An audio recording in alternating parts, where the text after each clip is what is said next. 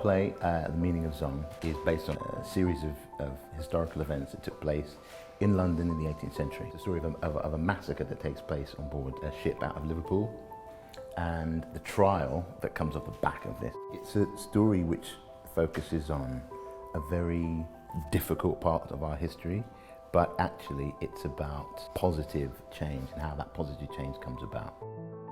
I think this play is incredibly important because it's written so poetically and it's so eloquent in its writing that centres around, in my opinion, lineage and your cultural roots.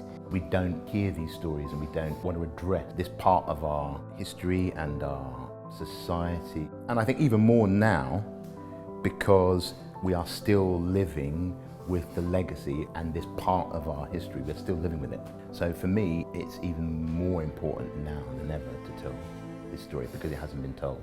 The importance of where you come from and what you represent, essentially the people before you. On one level, it's a story about something happened in the past, but actually I always feel it's a story about right now in 2022.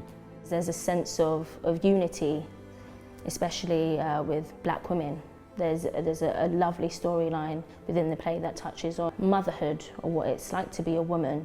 It's full of incredible people who actually existed, who effected real change, survived, and who used their passion and ingenuity and strength to be able to really overcome the difficulties that they were up against. Also, we've got a really, really brilliant cast. We've got a very, very good company of brilliant storytellers, brilliant musicians, we've got some brilliant singers in the company.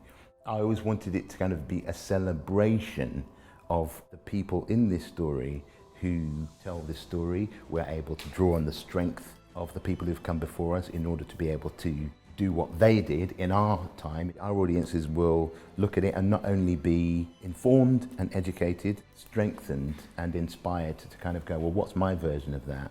What strength can I draw on to address the things in my lived experience?